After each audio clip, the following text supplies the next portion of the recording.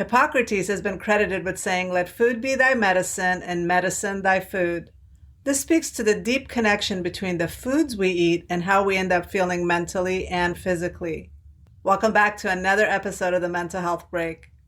Dr. Monisha Bhanote, a health and wellness expert specializing in integrative and holistic health, addresses the connection between the foods we eat and the impact it has on our physical as well as mental well-being. Hi, I'm Dr. Nafisa Sikandri, a licensed clinical psychologist specializing in anxiety-based disorders. It wasn't that long ago that I struggled with my own anxiety and had no idea how to manage it. But now I have control over my anxiety and overall mental health. I created the Mental Health Break podcast to give you simple, actionable, step-by-step strategies to help you do the same. Mental illness can cost you time and money. Ignoring your symptoms will only make the problems worse. Taking time out of your busy day to dedicate to improving your mental health can lead to long-term health and wellness. In this podcast, each week, you'll learn tips, tricks, and proven strategies to help you regain control of your life, all while prioritizing your mental health. If you want to improve your life, regain control of your mental health, and feel empowered, you're in the right place. Let's get started. Today's episode is brought to you by the Transforming Anxiety course, an online, self-paced anxiety course to help you manage and control your anxiety from the comfort, privacy, and convenience of your own home. Learn how to transform your anxiety in just 6 short weeks. The course registration is now open. To learn more, visit transforminganxiety.com/course. I'm so excited to introduce today's guest, Dr. Monisha Bhanote. Let me introduce her really quickly before I bring her on. Dr. Monisha Bhanote is a triple board certified physician with expertise in integrative medicine, internal medicine, and anatomic clinical pathology. Known as the health and wellness expert, she has been featured in publications such as Shape Magazine, Mind Body Green, Martha Stewart Living, Pop Sugar, Bustle, Health Central, Insider, Prevention Magazine, and Healthline, amongst others. She is an accomplished author, having written numerous medical articles in a medical textbook. She is a sought-after health and wellness expert, providing both speaking and written commentary to multiple news media outlets and publications. Always fascinated by the human body, she has spent the last 2 decades studying how all systems in our body affect each other, both on a cellular and global level. She has additional training certification in culinary medicine, meditation, plant-based nutrition, and yoga medicine, which she utilizes to apply a whole body approach to healing. Her interests include nutrition and the microbiome, the role of stress and inflammation in disease manifestation, Ayurveda and its clinical applications, applying mindfulness as a lifestyle practice, cancer and disease prevention, and improving the health and well-being of individuals through practice, education, and research. She is definitely well-trained, and I can't wait to talk to her about the connection between the foods we eat and our mental health. Hi, Dr. Bhanote. Thank you so much for joining us for this podcast episode. I'm so glad to have you here. Thank you. I really look forward to talking to you today. Well, I just shared a little bit about your very impressive background and your expertise. Can you tell me a little bit about what inspired you as a physician to become interested in holistic and integrative approach to healing? And then I say this because most medical professionals don't focus on nutrition and diet. And so what inspired you, and why did you go in that direction? Yeah, so I've been in the healthcare field for over 2 decades, so over 20 years. And I feel like I've almost come full circle from where I've started, in a sense that I started in integrative, in internal medicine. And at that time, which was a very long time ago, I just felt that I wasn't able to provide the kind of care that my patients needed. And that might still be, a reality right now. But I think my own interest in learning about what else can we do, especially when it comes to prevention of disease, was really interesting to me, because I've diagnosed hundreds and thousands of cancers. And when you look at patients' charts, you're almost like, well, there is no discussion of what to do after you've had the surgery, or or even what to do to prevent recurrence and of cancers. And to me, there's still a lot of space in there for where we can actually help our patients. So that's where I started doing a deep dive, I would say about maybe 10 years back into what's going on in our body, what can we control and what can't we control. Yeah, that is really interesting. A lot of people don't really think about the follow-up care and even what caused all of those issues to begin with, right? So today we're talking about mental health and the connection between food and mood. So anxiety is currently the number one disorder in the world, right? And because of this pandemic, it's predicted to be significantly higher in the coming months. And mental illness in general is going to be probably the next pandemic because of how everybody has been struggling the past year. And what role do you think diet plays and the significant rise in mental health in general, whether just in the United States or globally? Yeah, so I think nutrition plays a very big impact here. And what I like to do for my clients and my patients that come in is really break it down into the factors that I think are neurotoxic versus neuroprotective when we're talking about foods. And when I say neurotoxic, there's clearly some foods and diet styles that have been shown to change the neurotransmitter levels and our gut microbiome. Um, so I like to address those as in foods that may increase anxiety, and especially in people who might be more predisposed to anxiety. And then I also like to give them alternatives as to what are some of the more neuroprotective foods that can help raise some of our neurotransmitters that such as serotonin, dopamine, GABA. I really like to look at things on more of a cellular perspective. So we look at where the individual is in the beginning, where are their nutrient values, where are their vitamin levels, where are their antioxidant levels, where are there maybe toxic element levels. So I do a very thorough examination up front to see what our starting point is. Then we look at things based on their lifestyle. So it's not just about the nutrition, it's also incorporating the lifestyle. And then we take it from there and kind of build up stepwise for them. The majority of the world's population that's adopting the Western diet, they're seeing a lot of inflammation, a rise in a lot of disorders that we didn't really struggle with until we were much older. Like we're seeing a lot of kids with diabetes, with high blood pressure, with heart issues. So what role do you think the Western diet is playing in contributing to not only our physical illnesses, but also our mental health? Yeah, so there's certain components in the what we call the standard American diet, and if you abbreviate it, it's actually called the S.A.D diet, which it is quite sad because it is implicated in essentially all of our chronic diseases, from heart disease to obesity to diabetes to cancer development. So with each of these diseases comes comorbidities, and with comorbidities comes increase for anxiety, depression, mental illness, and stuff like that. So there's actual, when you look at the ingredients of what's in a Western diet, number one, we become deficient in what our cells actually need to function, is one factor.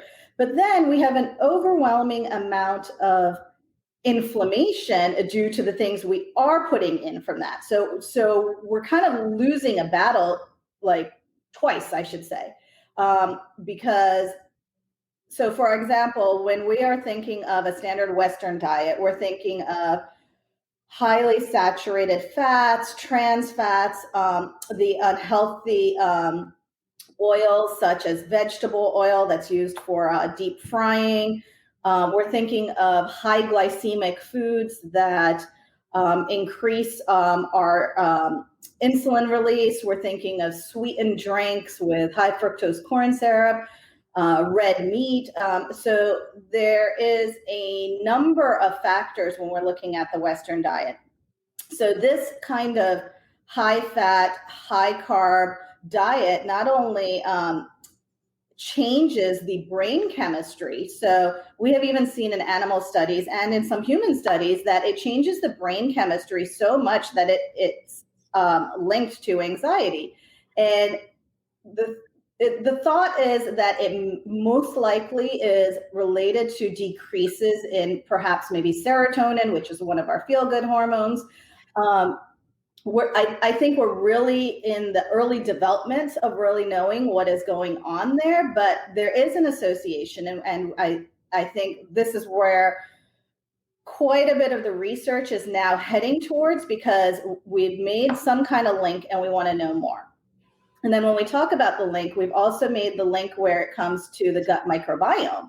And in the gut microbiome, we can see that the gut microbiome in people who eat a standard American diet or a Western diet actually have a different gut microbiome than individuals who don't eat that kind of diet. And you can compare where the anxiety levels are, and there is a difference there. Mm-hmm. And I think now it's really isolating which bacteria are in there that are really making the difference, and how do we get that bacteria. I think overall, the big picture is, yes, we know how to get it, but now, the research is going into how do we really, really get it. So. Well, I notice a huge difference with my patients when they, the ones that actually take on my suggestions of changing their diet and improving their gut health and making those changes. The significant change between one session, like our sessions are weekly. So if they have an appointment this week, they come back next week and they see a significant change just by eating better and changing their diet and not having that standard American diet and increasing the nutrients that they need.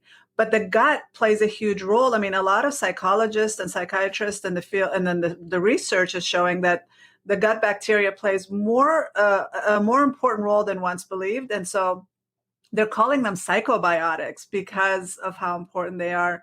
And I like to look at it as like a village. And if the village is not healthy, it doesn't matter which bacteria lives there. And it's like there's the diversity of trillions of different types in there. So can you speak a little bit about that? Because I don't think people understand the role the gut bacteria plays. And I think it's important for physical as well as mental health, right? Absolutely. I mean, when you're thinking about the bacteria in our gut, I mean, these are trillions and trillions of little guys. And like you said, you can consider it like a village.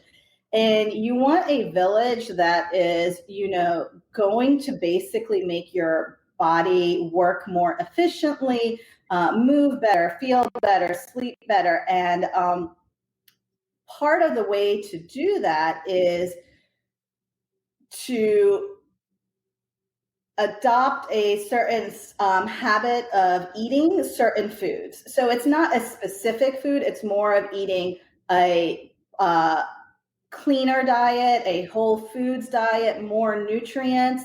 That will actually change the bacteria. So if you eat a very Western style diet, of a lot of, if you're eating a burger a day, a fast food, even French fries, because they're fried in the poorer quality oils, such as vegetable oils. And I know the word vegetable is in there, but that oil is actually not, it's inflammatory for you. So when you do that, you increase the bacteria that's associated with that kind of food. And that bacteria continues to grow. And it crowds out the good bacteria that you want. So when it starts to crowd out that bacteria, other changes can happen in your GI tract. So that's where we come into, our GI tract is lined by epithelium, and that epithelium is the barrier between the nutrients that are going through our tubular structure of our bowel and entering the rest of the body. So it allows certain nutrients back and forth, and we really want to take the nutrients in that need to go to the rest of our body. But when you are disrupting that barrier, you're actually creating spaces in there, which some people call leaky gut, which now you're getting stuff entering into your body that really isn't going to do anything to it. Also, when you're eating a Western standard diet, you are decreasing the neurotransmitters that you need for your mood. For example, we know that serotonin, 90% of serotonin is made in our gut.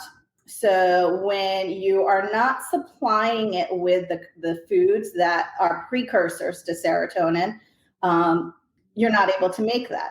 Also, 50% of GABA is made in the gut. So these are the kinds of things when I sit down and, like you said, you see a difference in people pretty like significantly right away when they start eating better. It's because they're able to change their microbiome. They're able to change how they are sending these signals and these messages from the food they eat in their gut, the gut to their brain. I mean, it's a bidirectional pathway. So you can actually change the signaling and the messages that you're sending. Yeah, that connection is really important. But also, you specialize with cancer and you treat cancer patients. And I know that the bad bacteria love the junk food, right? They love the sugar, and the sugar also feeds the cancer cells. And so we're doing ourselves a favor when we're increasing the good bacteria because it's protective for our health and our body, but also in reduction of cancer and other disorders as well. What have you found in connection to cancer and other physical illnesses or long-term, like lupus and fibromyalgia? What's the connection to that? Have you found anything? Well, from what I've seen with my patients, I find that when we really delve into their diets prior to their diagnosis, their diets are the standard Western diet, and they actually, many of my clients did not even realize that there was an impact of their diet in how it created inflammation in their body and how it might have been one of the contributing factors. It's not the only one, but it's certainly plays a role. And then when we sit down and discuss what are the foods that your body actually needs to make your cellular processes work, they're like, oh, I've never even eaten that before. And then when we look at what nutrients that they are deficient in, and we're talking about basic nutrients that make a reaction go from producing one thing to another thing. So we're talking like on a cellular level, you need magnesium, you need zinc, you need these cofactors. When they're not even incorporating these because they didn't even know, most of my patients are ready to really jump on that. Oh, wow. Okay, now I need to make sure that I'm getting this so my body can function, because technically we are all making cancerous cells every day. It's part of our process, but our body is able to kill off these cells in a process. But you need the right factors to make this happen. So I think that's where that information is lacking, is that they're not sure where to start and what actually is important. Yeah, it's the connection between cancer cells, like you said, is they don't even realize. And I know that it's hard to change your diet. I totally get it. A lot of my patients really struggle. And I remember when I became a vegetarian at 18, and I was a terrible vegetarian. I didn't eat vegetables. I had a lot of carbs. I thought I could eat all the pizza I wanted, all the, whatever that as long as it was not meat, but I wasn't getting the nutrients. And so that's saying that we're well fed, but we're starving, Yes. really is true for the Western population, because we might be feeding ourselves, but our cells and our gut bacteria are not getting the nutrients that they need. And that is going to create a lot of different problems for us physically. Yeah, no, definitely. I mean, like I've already mentioned, so you have neurotoxic foods, right? So we're definitely talking about the standard Western diet. Other things to consider that can be neurotoxic is caffeine. Now, caffeine has its place, and you definitely want to be at a certain level. But once you go above a certain level of caffeine, then you can actually increase your anxiety. So many studies say that under 400 milligrams a day doesn't really is a safe value. If you think about maybe a regular cup of coffee, that's about 100 milligrams. I think an espresso, which I drink, is about 70 to 80 milligrams. But now when you're talking about your Starbucks that you're drinking, we're already getting into the 500 milligrams of, way above what our body should have.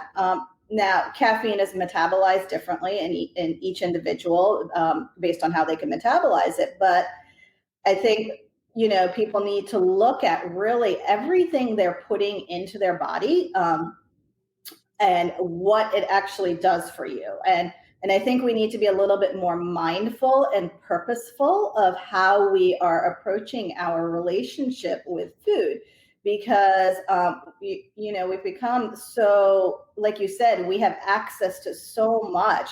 And instead of taking food for what it is, to provide us the nutrients we need to have a strong, healthy body and mind, we've kind of taken advantage of it and like in a way. So, definitely the standard Western diet. Alcohol is another thing that, we think, let's have that drink. It'll make us relax at night, but then that's disrupting certain hormones in our body and really leading to poor sleep quality.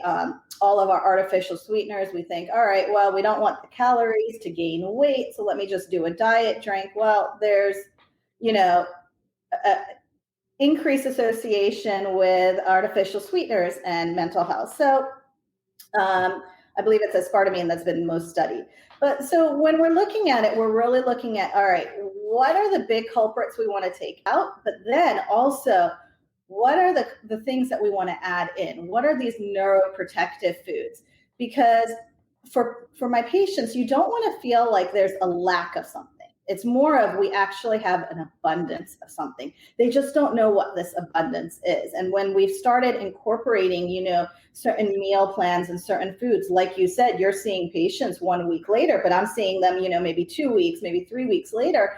And they come back to me and they're like, Dr. Bhanote, I slept better. I had more energy in the morning. I mean, the impact is really quite powerful. It feels so good to hear people say that, like when they just all of a sudden the light bulb goes off and they're like, I feel so good and I never thought I could. Yeah. But like I was mentioning with my being a vegetarian, when people would tell me, hey, you're not getting enough protein, like I was the type that if I had eggs once a week, I thought I was doing a good thing. And so when they're like, you're eating way too many carbs, you're not getting enough protein, I was so addicted to the carbs that the idea of giving it up would freak me out. And so I resisted and resisted to the point that I ended up getting insulin resistance. For a lot of my patients, I totally get it. They're addicted to the fast food that they're eating or the diet sodas that they're drinking, and they're having a really hard time letting that go and not realizing that that's exactly what's making them feel so awful.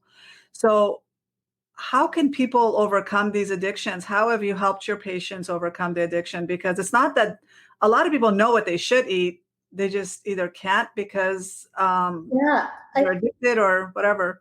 No, you're right. I mean, it is a bit of an addiction. It is there, it's changing our habits. And unfortunately, I find that people kind of wait until they've developed a disease or they've developed cancer or they've developed, high blood pressure, and then their doctor wants to put them on meds, or they're now obese.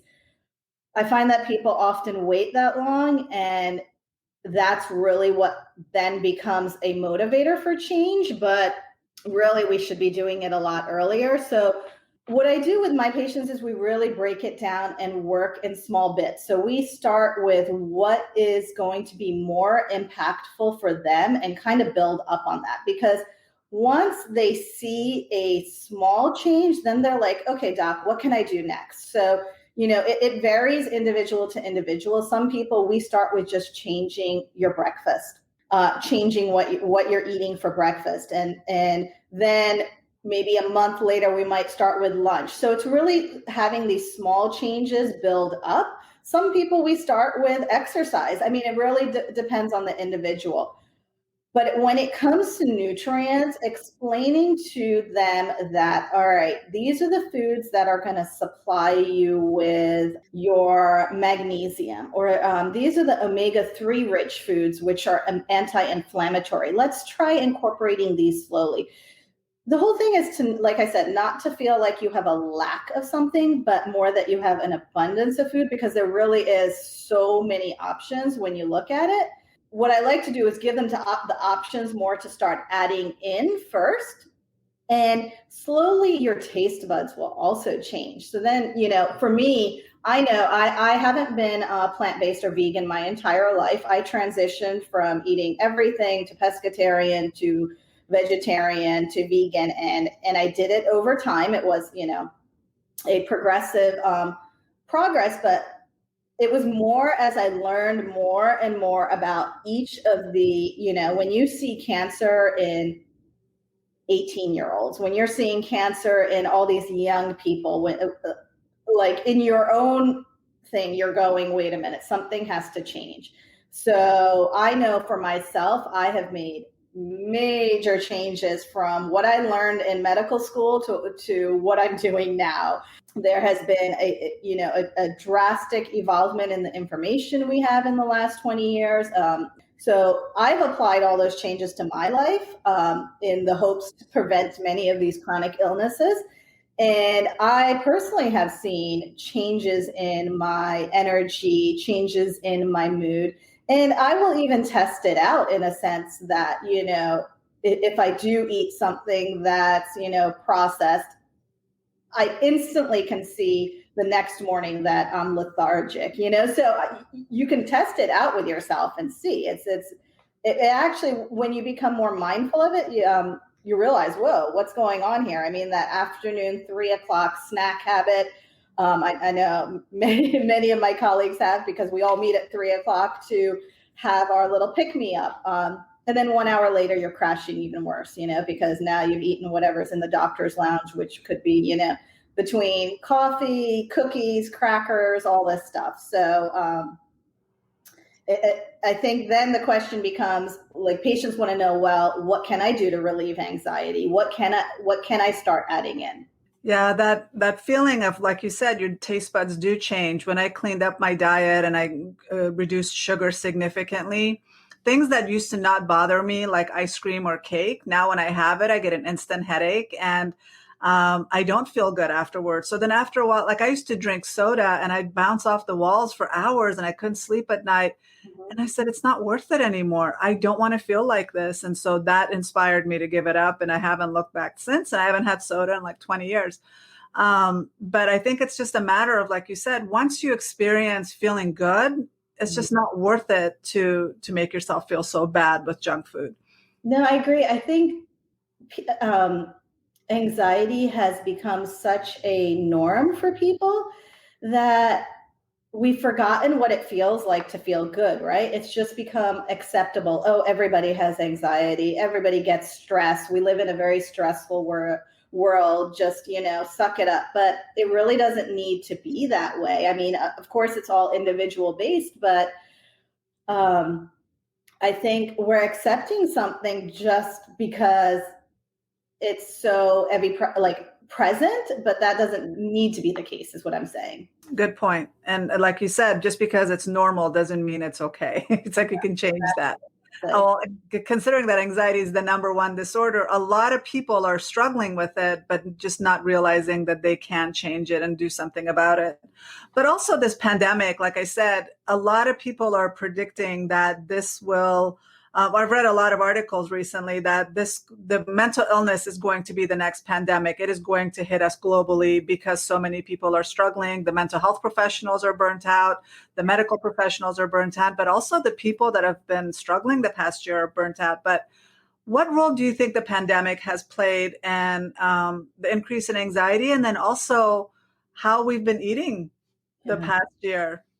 Yeah, I think about this often. I'm actually, quite concerned about this year because I'm seeing two kinds of patients. Ones that have just been, all right, the pandemic has really, been awful for them. They have not exercised. They're just eating whatever they have access to. They've taken this as, a real downturn. And then I'm seeing patients, on the other hand, who've used it as an opportunity to get out there, exercise more, change their eating habits, learn how to cook at home.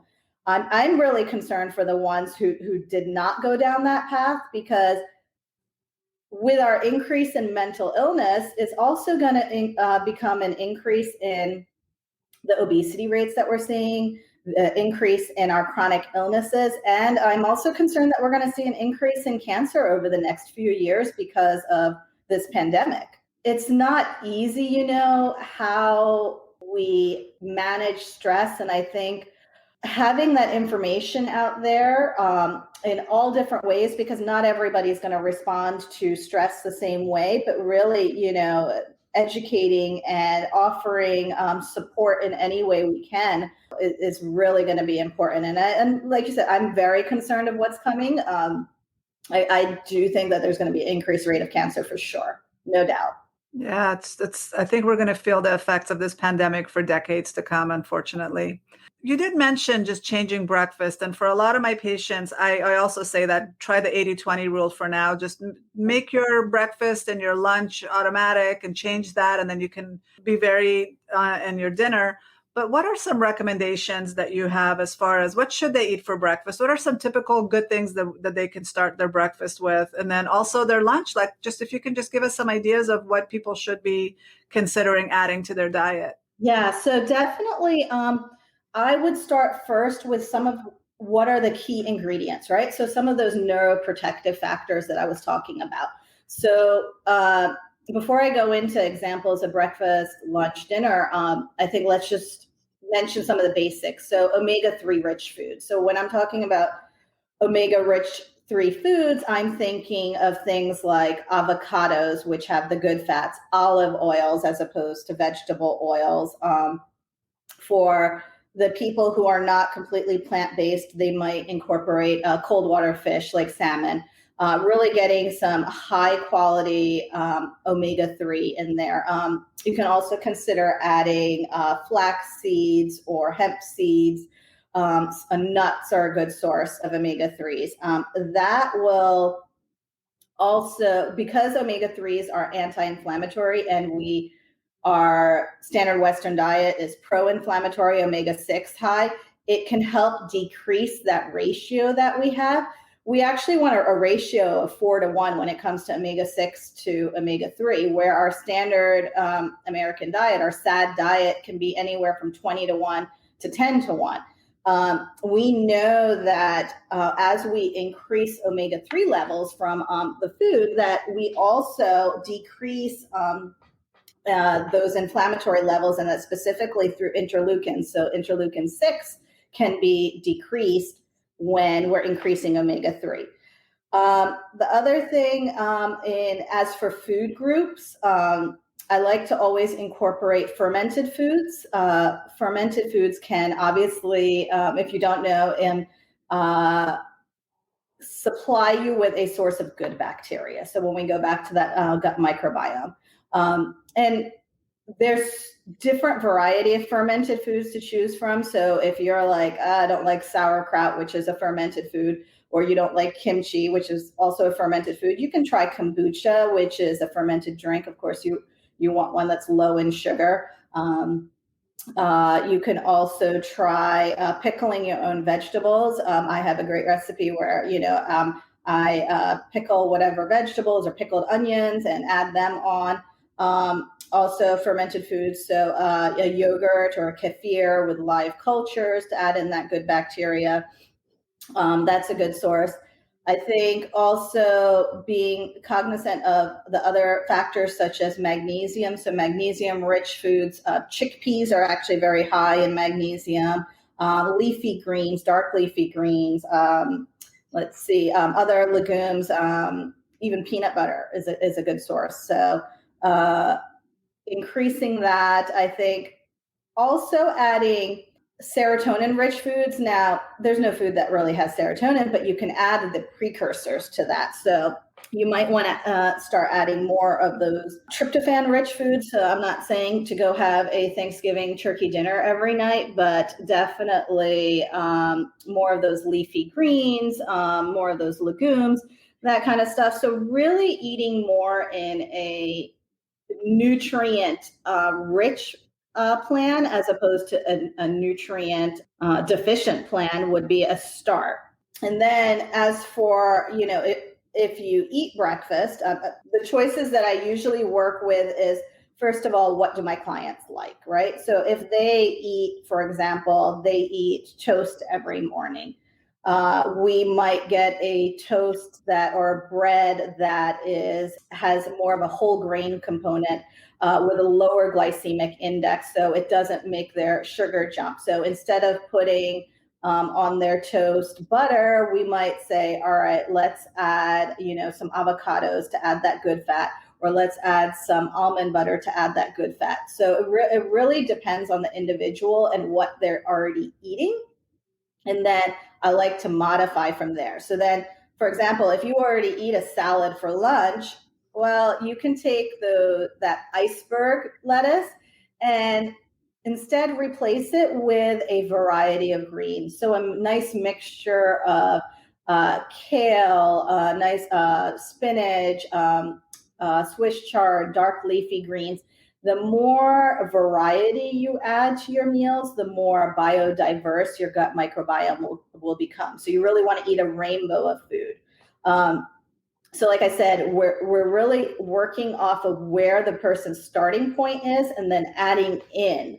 And then we also like to add in, I find a lot of people with anxiety issues are also low in B levels and vitamin B levels.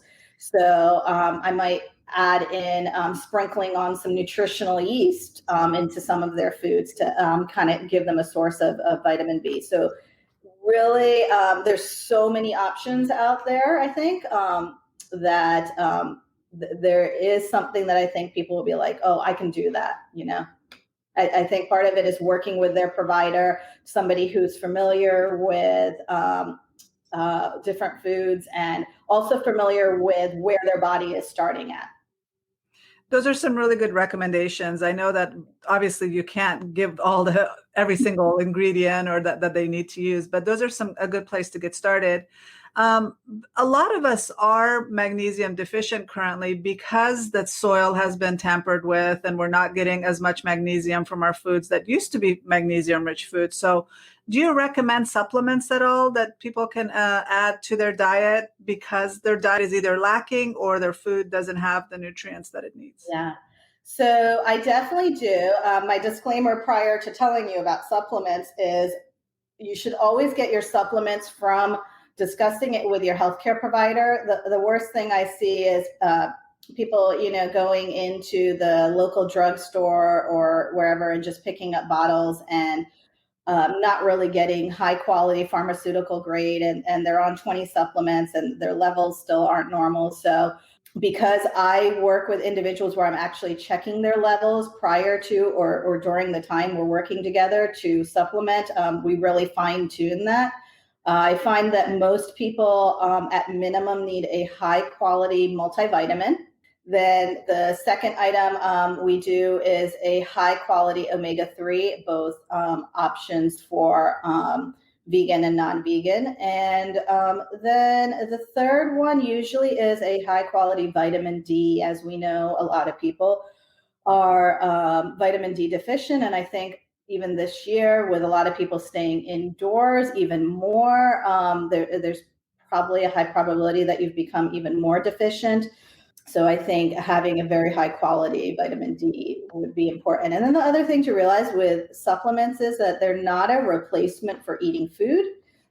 They are exactly what they're called, a supplement. So they're in addition to. I always like to give the analogy of a Christmas tree, right? So if you are a Christmas tree and your branches are nice, bright green, smelling great, firm, that's coming from all the nutrients and food you put in your body. The supplements are the little ornaments that you're putting on top of it, right? So you want to make sure that your tree is solid to begin with. And really that's starting with food. I love that analogy. I'm going to use that because it is important, like you said, but some people just think they can make up a unhealthy lifestyle by just taking a bunch of pills or supplements, and it's not going to really work. But I also recommend food-based multivitamin, something that's made with food, sweetened with food, and dyed with food, because there are so many synthetic ones out there that our body doesn't really recognize as Absolutely. nutritious. And that's the thing, like I was saying, of buying them at the, the local drugstore is you don't know really the quality of them. And I know, like, my patients will tell you, I have them bring all their supplements into my office. We line them all up on my desk. And like, there can be 20 supplements there that they've been taking over time. And we basically knock them all off my desk and start with 3. And because the quality of the fillers and the actual levels that, it's hard enough taking 1 or 2 pills, and now you're taking 20 bottles worth where the levels aren't going to get you to where you need to be. To me, is one, a waste of money, right? And a waste of your own energy. So supplements are a $1 billion industry, right? But you don't know if you're getting the ones, first of all, that your body can metabolize and absorb. The other thing about supplements when I work with my patients is we break down when to have them, during what time of the day, with what meal, with food, without food, what food will help them absorb it even more, right? So, for example, vitamin D, you want to have with fat-rich foods to help you absorb that even more, because it's a fat-soluble vitamin. Vitamin B, for example, any of the vitamin Bs, some patients like to take their vitamins in the evening. Well, if you go take your vitamin Bs in the evening, you're going to be wired all night, because that's going to give you so much energy. So there is a lot of fine tuning that goes on. And I think, with people who don't work with a provider who's familiar with that and how to fine tune that, it can be that, years of, I don't know what's going on. And the doctor said, but I don't feel right. Right. So. Yeah, and I'm taking all these vitamins and it's not making a big difference in my life, and I'm wasting all this money. And so people give up on it instead of actually working with a practitioner and learning how to use their supplements correctly. And just because something is natural doesn't mean it's always safe either. So really make sure that you're working with somebody that can help you, guide you in that direction. I just want to have one last question for you. Given that all this life experience you've accumulated over the years, just looking back now, what would you go back and tell your younger self about what you wish you knew back then? Gosh, I wish I knew what I know now. Really. I mean, I will tell you, I grew up eating the standard American diet, outside of home. At home, obviously, my mom is a great cook, and we ate home cooked meals. But after going off to school after 18 and being out of the house since I was 18, I do cook at home, but I think I didn't consciously make that connection, even though I was trained to know about it, how the actual disease evolves over time, right? So when my job essentially has been for the last 2 decades holding people's organs in my hand and holding their disease states, and knowing that we can prevent a lot of this. To me, it's like, I wish I would have started in my own journey of really making those changes early on. I definitely made them at a prime time, but I really wish I was doing them in my 20s. I think that's what I would tell myself. I think it would have made it easier for me to, have those long days of studying through medical school. I think it would have made a lot of difference in a lot of things, instead of staying up late nights and ordering whatever the dorm room will have delivered.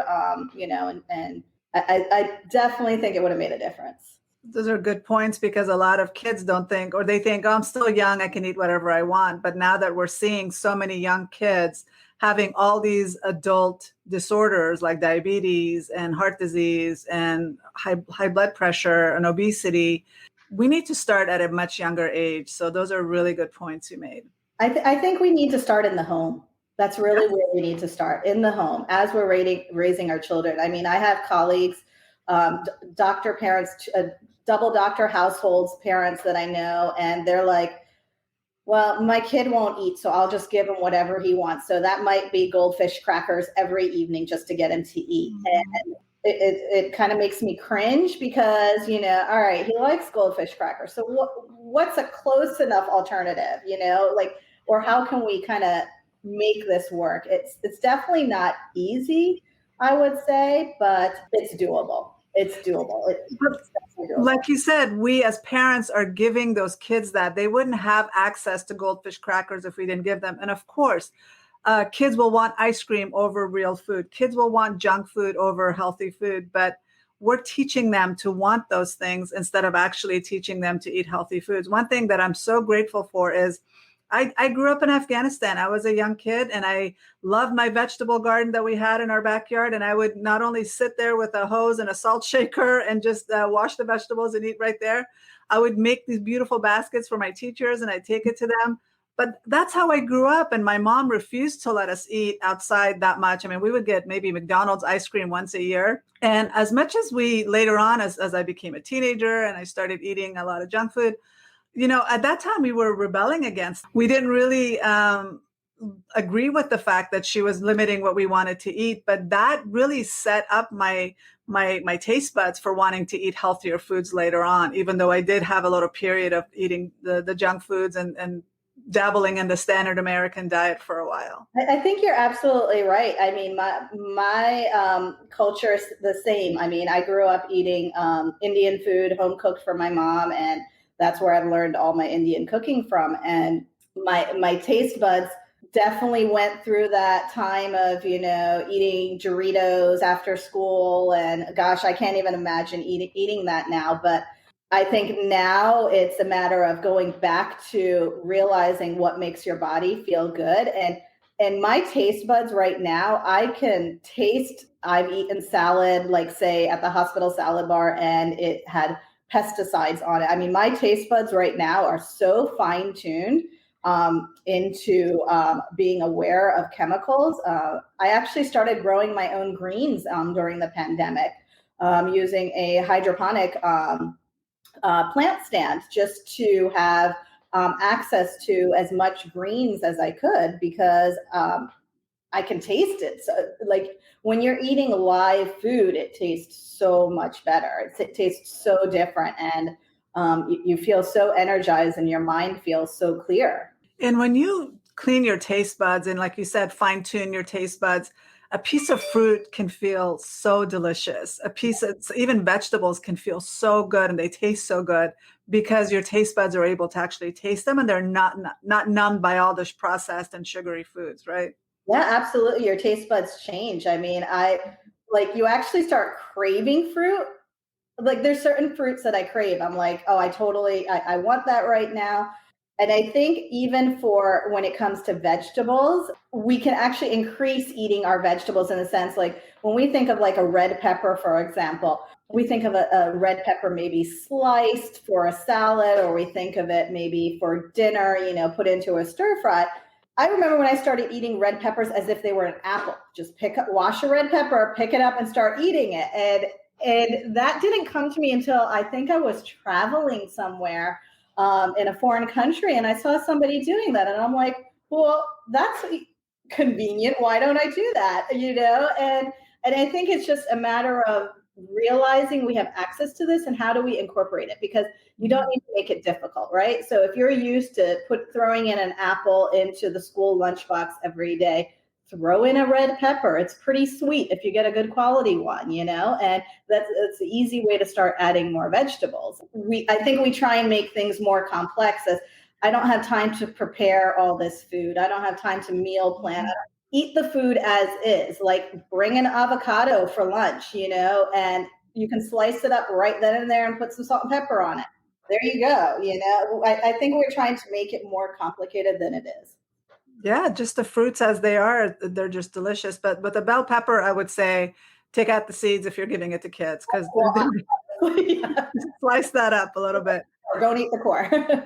Right, right. It's just a matter of teaching kids how to eat those things. Kids used to make fun of my daughter because she would take persimmons to school. And they're like, why are you bringing a tomato to school? Because they've never seen a persimmon before. Well, when persimmon season is around, oh my God, I can eat a persimmon or two a day when it's in season. I go crazy. I go and buy them. A farm about a hour from here that has organic persimmons. I think I bought, I don't know, I think it must have been like 15 pounds worth of persimmons when I went out there, and I just ate them for a month. It was great. I love them so much. I love the little crunch you get, the sweetness. It's not too Mhm. sweet, but I'm also obsessed with pomegranates. When it's pomegranate season, I'm getting them by the like 20, 30 pounds at a time. And all the nutrients in all of these foods. I mean, I don't even think we know all the nutrients, but when you're just looking at big level phytonutrients, antioxidants, that's so important. Yeah, I just want people to really go back to nature. I mean, in a lot of ways, like you said, people are growing their own vegetables, they're growing their own gardens. I'm even like, go grow your own livestock if you can. If you can have like a cow that you can get fresh milk from, or fresh goat milk from, or even finding a farm that families can go together and buy organic, pasture raised meat. Just buy a cow and split it up amongst families. That makes such a difference than the conventional meat that people that are using and buying. So all these little steps do make a difference. And I know that initially it can be hard. Like I recently, like the past couple of years, really started prioritizing my gut and learning how to eat sauerkraut, which I love, jicama, Jerusalem artichokes, beets, radishes, all of those, because my gut really craves that. That's their food and I want to give it to them. But it was not easy at first. I didn't know exactly what they were. I was kind of hesitant at first, but now I love them all. Yeah, I think like I see with my patients that have grown, and I have patients of all different ages, up from 18 all the way up to 80. But I see that when I ask them to, go try these foods, they come back, they're like, wow, that tasted really good. Um, Part of my visits actually involve going to the grocery store with them so they know how to navigate a grocery store, because we're so used to going and picking up our Franken foods that are, stick in the microwave and heat up, and we've got a TV dinner ready for us. And I think once they start tasting those, they're like, oh, I've never tasted a mandarin that tastes good. To me, it's just so interesting that we've gone through adulthood in a sense where we don't even know what we're putting into our body. And it's quite sad that people don't realize that until now they've developed, all these diseases that they're like, well, I think, now I want to make sure I'm healthy after the disease has developed, where we can actually prevent a lot of this. And I think that should be really the focus, is teaching it early on, making these choices and making it accessible across the country. There's the middle of the country. I know when I was driving cross country, they don't even have access to a lot of this stuff, and that makes it challenging. So I think it's educating on not only what is necessary, but also making it available for people.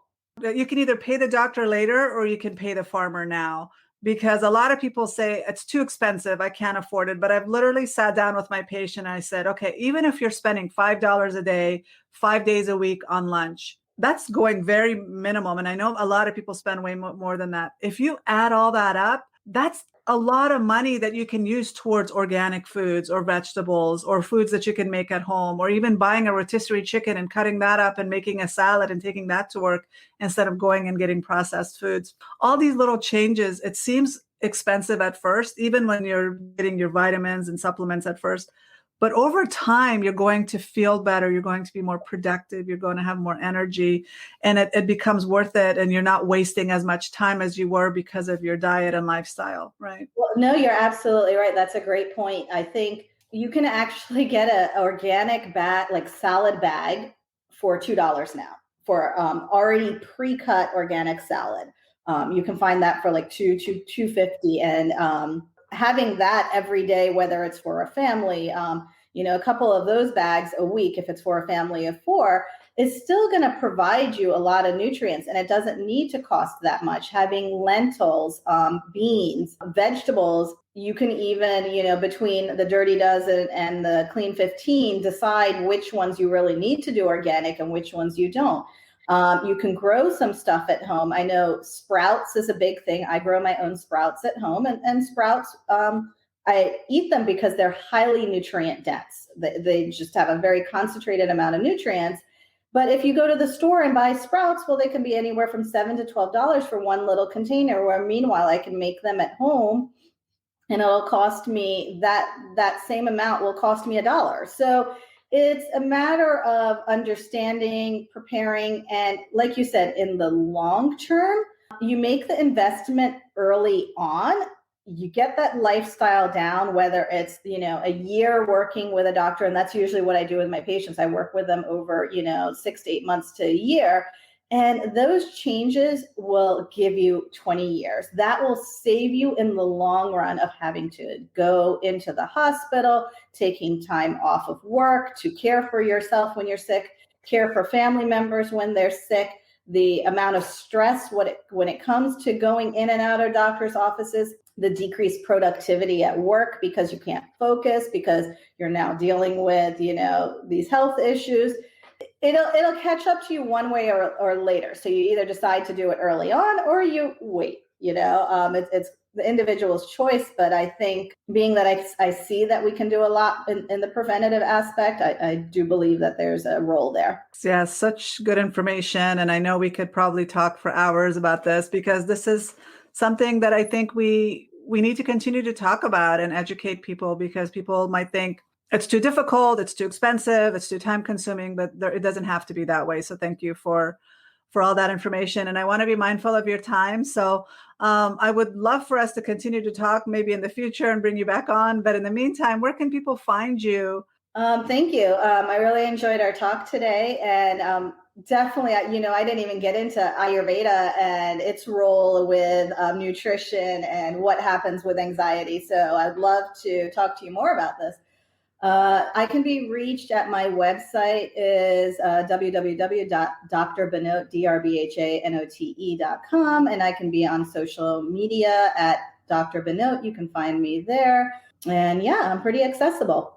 Yeah, I would love to learn more about the Ayurvedic aspect of treatment. And I know that that's a whole nother way of looking at things. And there's constitutions and what's warming foods and cold foods and all of that. So we'll definitely get into that, hopefully, in the future. That's its whole separate talk for sure.